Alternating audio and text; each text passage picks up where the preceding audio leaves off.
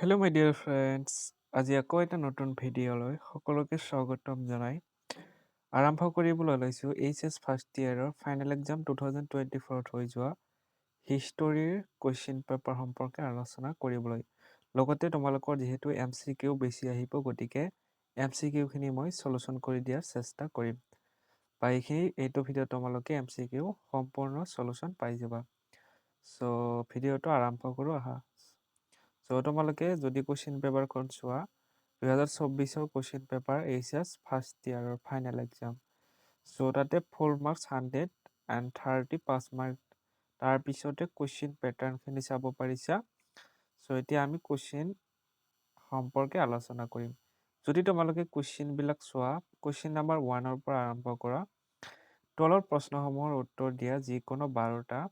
চ' 12টা তোমালোকৰ যিহেতু optional question, অৰ্থাৎ মই ক'ব বিচাৰিছোঁ যে তোমালোকৰ ইয়াতে ধৰি লওক 12টাতকৈ বেছি দিয়া থাকিব, য'ত তোমালোকে মাত্ৰ 12টা লিখিব লাগিব। চ' ইয়াৰে তোমালোকৰ যিটো প্ৰথম কুৱেশ্যনটো দিয়া আছিলে, এই নম্বৰটো যে on the origin of species গ্ৰন্থখনৰ লিখক কোন? চ' এইটো তোমালোকৰ এনচাৰটো হ'ব Charles Darwin. Charles Darwin answer হ'ব। চ' বি নম্বৰটো চোৱা, বি নম্বৰটো লিখা আছিলে বা কুৱেশ্যনটো দিয়া আছিলে যে মেচ'পটেমিয়া শব্দটো কোন ভাষাৰ পৰা লোৱা হৈছে? এইটো এনচাৰটো হ'ব যে মেচ'পটেমিয়া শব্দটো গ্ৰীক ভাষাৰ পৰা লোৱা হৈছে। নেক্সট কুৱেশ্যনটো দিয়া আছিলে যে মকামত কি? চ' আমি মকামত কি বুলি যদি ক'ৰবাত কুৱেশ্যন লিখা থাকে, তেনেহ'লে এনচাৰটো এনেধৰণে লিখিব পাৰোঁ যে মকামত হৈছে আৰবী সাহিত্যৰ এটা ভাগ। আৰবী সাহিত্যৰ এটা ভাগ হৈছে মকামত। তাৰপিছতে নেক্সট কুৱেশ্যন ডি নম্বৰটো দিয়া আছিলে যে ইছলাম ধৰ্মত দীক্ষিত হোৱা প্ৰথম ইল-খানিদ পৰিয়ালৰ শাসকজন কোন? চ' এইটো এনচাৰটো হ'ব খাজান খান। খাজান খান আছিলে ইছলাম ধৰ্মত দীক্ষিত হোৱা প্ৰথম ইল-খানিদ পৰিয়ালৰ শাসক। চ' ইয়াৰ পিছতে তোমালোকে নেক্সট কুৱেশ্যন লৈ আগবঢ়া। নেক্সট যিটো কুৱেশ্যন তোমালোকৰ এই নম্বৰটো দিয়া আছিলে যে টেচিটাছ কোন? চ' এনেদৰে লিখিবা যে টেচিটাছ ৰোমান সাম্ৰাজ্যৰ সমসাময়িক বুৰঞ্জীবিদ আছিল। টেচিটাছ কোন বা টেচিটাছ কোন আছিলে? তেনেহ'লে এনেদৰে লিখিম যে টেচিটাছ আছিলে ৰোমান সাম্ৰাজ্যৰ সমসাময়িক বুৰঞ্জীবিদ। ঠিক আছে। চ' নেক্সট কুৱেশ্যন তোমালোকে এফ নাম্বাৰটো চোৱা যে ভাস্কৰ কোনে পৰিশোধ কৰিছিল? চ' এইটো এনচাৰটো হ'ব এনেদৰে লিখিব পাৰা তোমালোকে যে পৰিশ্ৰমী বণিকসকলে শাসকসকলক পৰিশোধ কৰা কৰক ভাস্কৰ বুলি কোৱা হয়। কিহক ভাস্কৰ বুলি কয়?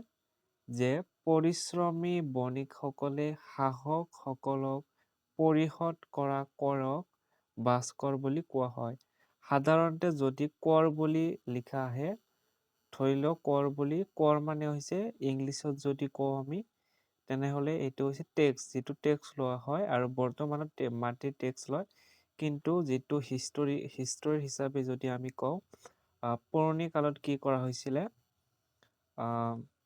গাঁওবিলাকত বহুতে শ্ৰমিকসকলে তেওঁলোকে যিসকলে খেতি বাতি কৰে, তেওঁলোকে নিজা মাটি নাছিলে আৰু তেওঁলোকে অন্যৰ খেতি কৰিছিল বা চৰকাৰৰ মাটিত খেতি বাতি কৰিছিল। আৰু সেই তেওঁলোকৰ মাটিত খেতি বাতি কৰা সময়ত তাৰ পৰা কিছু টেক্স দিব লগা হৈছিলে আৰু সেই টেক্সখিনিকে কোৱা হয় কৰ। চ' এতিয়া বুজি পালা, মানে পইচা দিব লাগিছিল। ধৰি লও আজিকালি এক বিঘাই হওক বা 2 বিঘাই হওক, মানে তেনেকুৱা ধৰণৰ আগৰ দিনত কি কৰা হৈছিলে, খেতি বাতি কৰিছিলে। চ' সেই খেতি বাতি কৰাৰ ক্ষেত্ৰত তেওঁলোকৰ পৰা, মানে যিসকলে খেতি বাতি কৰিছিলে তেওঁলোকৰ পৰা কি কৰা হৈছিল, পইচা লোৱা হৈছিলে, যাক আমি বৰ্তমান টেক্স বুলি কওঁ। এই টেক্সসমূহক গাঁওবুঢ়াৰ হাতত দিয়া হৈছিলে। গাঁওবুঢ়াই আকৌ কি কৰিছিল, চৰকাৰক দিছিল। সো এনেদৰে তোমালোকে কৰৰ বিষয়ে লিখিব পাৰা ইয়াত যিহেতু বাছ কৰ। তো তাৰপিছতে নেক্সট কুৱেশ্যন লৈ আহা যে মাৰ্ক ব্লকৰ প্ৰখ্যাত গ্ৰন্থখনৰ নাম লিখা। এইটো হ'ব তোমালোকৰ এনচাৰটো যে মাৰ্ক ব্লকৰ প্ৰখ্যাত গ্ৰন্থখনৰ নাম হ'ল ফিউডেল ছ'চাইটি। Feudal society. তাৰপিছতে তোমালোকে এইচ নম্বৰটো চোৱা। এইচ নম্বৰটো দিয়া আছিলে যে ফৰাচী বিপ্লৱ কেতিয়া আৰম্ভ হৈছিল। চ' ফৰাচী বিপ্লৱ আৰম্ভ হৈছিলে 1789 চনত। ঠিক আছে। নেক্সট কুৱেশ্যন চোৱা। আই নম্বৰটো যে বিশ্বৰ প্ৰথমখন উপন্যাসৰ নাম লিখা। বিশ্বৰ প্ৰথমখন উপন্যাসৰ নাম হৈছে দ্য টেল অফ জেনগি। দ্য টেল অফ জেনগি। এইটো গেনগি হ'ব। চ' গেনজি।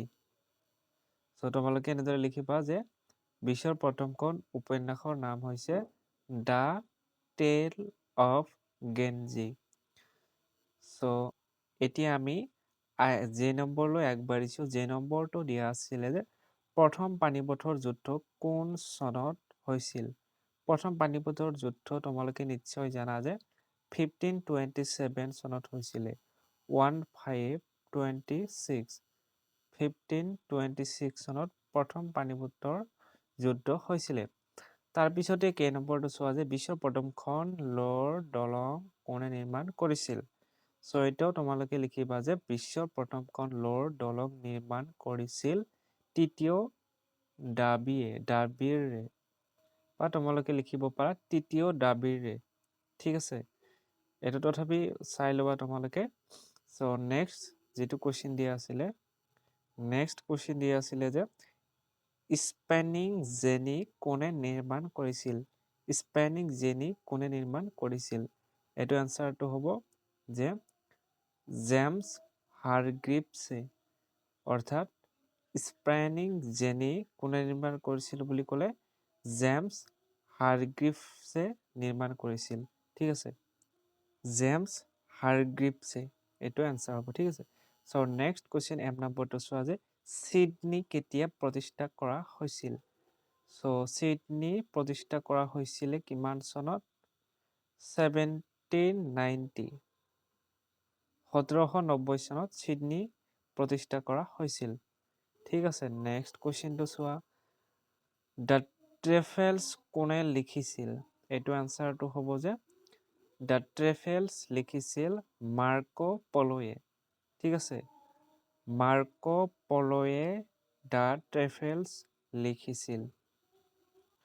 চ' তোমালোকৰ MCQ খিনি এনেধৰণৰ দিয়া থাকিব। গতিকে এইখিনি ইম্পৰ্টেণ্ট যিহেতু তোমালোকৰ 2025 বৰ্ষৰ যিসকলে HS ফাইনেল এক্সাম দিবা তোমালোকৰ যিহেতু প্ৰথমবাৰৰ বাবে MCQ খিনি তোমালোকে জানিব লাগিব বা ইম্পৰ্টেণ্ট হয়। গতিকে MCQ খিনি চলুচন কৰি দিছে। বাকীখিনি তোমালোকে চাই ল'বা। এইখিনি 2 নম্বৰত 2 মাৰ্কৰ 12টা আহিব। এইখিনিতে জনাই দি তোমালোকৰ যে HS ছেকেণ্ড ইয়াৰৰ ফাইনেল এক্সামতো কিন্তু তেনেকুৱা ধৰণৰ কুৱেশ্যন আহিছিলে। ঠিক আছে। চ' তোমালোকে এইখিনি কুৱেশ্যন চাই ল'বা যে এতিয়া আমি কুৱেশ্যন নম্বৰ 2 লৈ আহিছোঁ। 2 লৈ দিয়া আছিলে যে জীৱাশ্ম কি। তাৰপিছতে এনেকুৱা ধৰণৰ কুৱেশ্যন ইছলামীয় কেলেণ্ডাৰ কি এনেকুৱা ধৰণে দিয়া আছিলে। তাৰপিছতে চাবা চেইণ্ট বেনেডিক্টে প্ৰতিষ্ঠা কৰা দুটা বিখ্যাত মঠৰ নাম লিখা। এনেকুৱা ধৰণৰ কুৱেশ্যন আহিছিলে। তোমালোকে চাব পাৰিছা। তাৰপিছত মধ্যযুগৰ দুজন মানৱতাবাদীৰ নাম লিখা।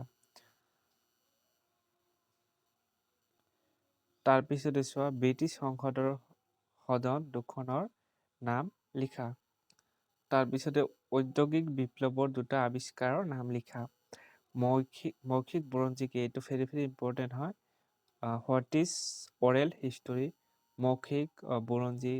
তাৰপিছত লিখিত সমল মৌখিক সমল এইবিলাকো পঢ়িবা। মৌখিক বুৰঞ্জী কি এইবিলাকো পঢ়িব লাগিব। তাৰপিছত উপনিবেশৰ নামবিলাকো তোমালোকে জানি ল'বা। ইংলেণ্ডত এখন উপনিবেশৰ নাম লিখা। সেইবিলাক উপনিবেশৰ বিষয়ে কিন্তু খুবেই কুৱেশ্যন আহি থকা দেখা যায়। এইখিনি তোমালোকে জানি থৈ দিবা। চ' সাহিত্যৰ বিষয়ে তোমালোকে জানাই সাহিত্যৰ বিষয়ে তোমালোকক লিখিবলৈ দিয়া হয়। তাৰপিছত চীনৰ দুটা মুখ্য খাদ্যৰ নাম লিখা।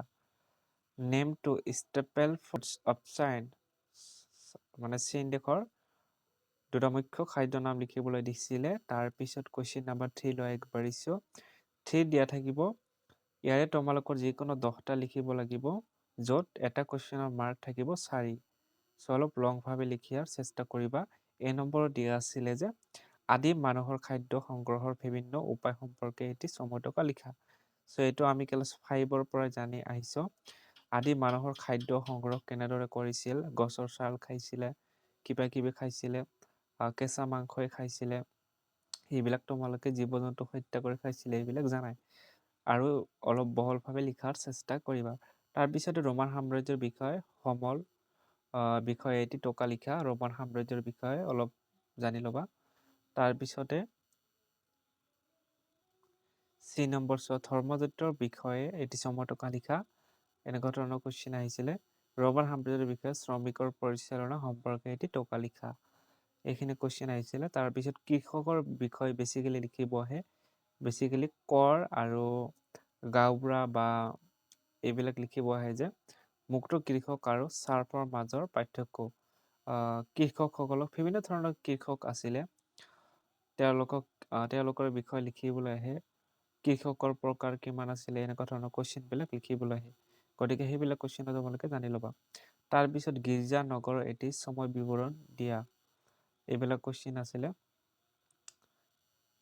তোমালোকে এইখিনি চাই যোৱা কুৱেশ্যনখিনি। অষ্ট্ৰেলিয়াৰ এটি চমু বিৱৰণ দিয়া, কেতিয়াবা দিল্লীৰ এটি চমু বিৱৰণ দিয়া। এইটো কিন্তু পৰীক্ষাত আহে। HS ছেকেণ্ড ইয়াৰত আছে এইটো যে দিল্লীৰ। ইয়াতে চোৱা, ইয়াতে দিয়া আছে যে তোমালোকে চাব পাৰিছে ইয়াতে যে অষ্ট্ৰেলিয়াৰ এটি চমু বিৱৰণ দিয়া বা অষ্ট্ৰেলিয়াৰ বৈশিষ্ট্য লিখা। কিন্তু HS ফাইনেল এক্সাম অৰ্থাৎ ছেকেণ্ড ইয়াৰত আছে এনেদৰে যে দিল্লীৰ এটি চমু বিৱৰণ দিয়া, বা আৰু লিখা থাকে যে দিল্লীৰ বৈশিষ্ট্য লিখা। দিল্লীৰ ঘৰসমূহ কেনেকুৱা, বজাৰ, এনেকুৱা ধৰণৰ কুৱেশ্যনবিলাক তোমালোকে জানিলেও ভাল। তাৰপিছতে কুৱেশ্যন নাম্বাৰ তোমালোকে এতিয়া M নম্বৰটো চোৱা, নাইট্ৰকৰণৰ বিষয়ে এটি টোকা লিখা। তাৰপিছতে কুৱেশ্যন নাম্বাৰ 4 লৈ আগবাঢ়িছো। 4 নম্বৰ দিয়া আছিলে যে 6x4, যিকোনো 4টা লিখিব লাগে। ইয়াতে বহুত কেইটা দিয়া থাকিলেও 4টা লিখিব লাগিব, য'ত এটা কুৱেশ্যনৰ মাৰ্ক থাকিব 6। প্ৰথমে আখৰৰ বিকাশ সম্পৰ্কে আলোচনা কৰা, মানে আখৰ কেনেদৰে আৰম্ভ হ'ল সেই বিষয়ে লিখিব লাগিব। আখৰ কেনেদৰে আৰম্ভ হ'ল, কেনেদৰে ই বিকাশ হৈছে, ডেভেলপমেণ্ট হৈছে, এই বিষয়ে লিখিব লাগিব। তাৰপিছতে তোমালোকে চাব পাৰিছা মংগলসকলৰ প্ৰাৰম্ভিক জীৱন সম্পৰ্কে এটি টোকা লিখা। খলিফাতন্ত্ৰৰ পতনৰ কাৰণসমূহ আলোচনা কৰা। এনেধৰণৰ কুৱেশ্যনসমূহ দিয়া আছিলে। তাৰপিছত ইউৰোপীয়সকলৰ সমুদ্ৰ অভিযানৰ বিষয়ে আলোচনা কৰা। লগতে আৰু কিছুমান কুৱেশ্যন দিয়া থাকে, ধৰি লোৱা ৰজাসকলৰ বিষয়ে আলোচনা কৰিবলৈ আহে, লং কুৱেশ্যন। এইখিনিও জানি ল'বা। কোন ৰজা কেনেকুৱা ব্যৱহাৰ আছিলে, কেনেদৰে ৰাজ্য শাসন কৰিছিলে, তেওঁলোকৰ লগতে আৰু অন্য যেনে তেওঁলোকৰ বাণিজ্য অৰ্থাৎ বেপাৰ বাণিজ্য কিদৰে কৰিছিল, কি কি বেপাৰ বাণিজ্য কৰিছিল, সেই বিষয়ে লিখিবলৈ আহে। গতিকে লংভাৱে এইখিনি কুৱেশ্যন তোমালোকে লিখাৰ চেষ্টা কৰিবা বা জানি ল'বা। তাৰপিছতে এই নম্বৰটো চোৱা, ফৰাচী সমাজৰ 3টা শ্ৰেণী কি কি আছিল, এইবিলাক জানি ল'বা। চীনত কমিউনিষ্ট পাৰ্টিৰ উহান অৰ্থাৎ পতনৰ কথা কোৱা হৈছে। পতন মানে কি, শেষ বা ধ্বংস। ঠিক আছে, এইটো শব্দৰ অৰ্থবিলাক জানি ল'বা। কেতিয়াবা এনেদৰে লিখিব, এই উহান আৰু এই পতন শব্দ কিন্তু একে। ঠিক আছে, উহানটো যদি টাফ লাগিছে বা বুজি পোৱা নাই, তেনেহ'লে পতন শব্দ বুজিব পাৰা, বা পতন মানে কি, ধ্বংস হোৱা বা শেষ হৈ যোৱা। ঠিক আছে, শেষ হোৱা বা ধ্বংস হোৱা বুজায়। ঠিক আছে, এইখিনি জানি ল'বা। তোমালোকৰ কুৱেশ্যন ইমানতে সামৰিছে, আৰু কুৱেশ্যন বাকী নাই। গতিকে ভিডিঅ'টো ভাল লাগিলে শ্বেয়াৰ কৰিবা, লাইক কৰিবা, এণ্ড চেনেলটি ছাবস্ক্ৰাইব কৰিবলৈ নাপাহৰিবা।